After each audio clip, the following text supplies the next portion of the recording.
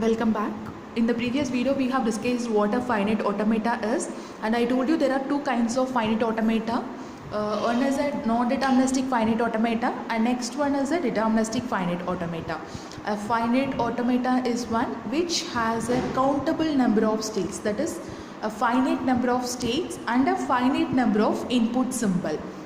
Here consider there are two examples over here which has three states Q0, Q1 and Q2, and the input symbols over here are made up of A and B alone.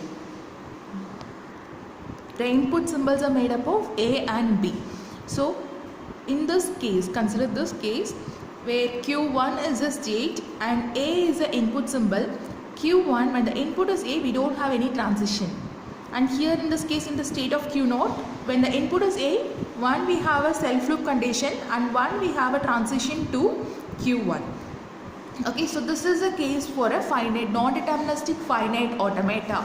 A non-deterministic finite automata is one where on a current state, in the current state on an input we may not have any transition at all, or we can have a number of transitions also. So both the conditions are possible in case of a non-deterministic finite automata.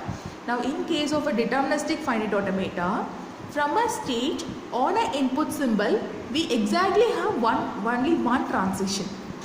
Over here in the state Q0, when the input is A, we have a transition to the state Q1. When the input is B, we have a transition to Q0 itself, a self loop condition. And again in the state Q1, when the input is A, we have a self loop. When the input is B, we have a transition to Q2. And again from Q2, when the input is A, we have a transition to Q1, and Q2 on a B, we have a transition to Q0. Okay, so a deterministic finite automata is one where from each and every state or each and every input symbol we exactly have one transition. Okay, and similarly, like in the tuple notation, in the formal notation for NFA and DFA, there are 5 components in it that we have discussed in the previous video, where Q is a finite set of state. In both the cases it is same, and epsilon is the input symbol. Again it is a finite set of input symbol.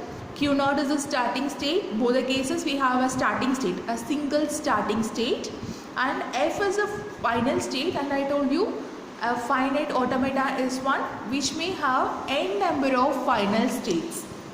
So we use this representation F to denote some set of final states in it. And the only difference lies over here is in this transition. In case of NFA, from a state on an input we may have a null transition, that is no transition at all, or we can have some n number of transitions too. On one possible transition we can move to some n number of states. So this is allowed in case of a non-deterministic finite automata. Whereas in case of a deterministic finite automata, from a state on an input we exactly have only one transition. So this is a deterministic finite automata. Thank you.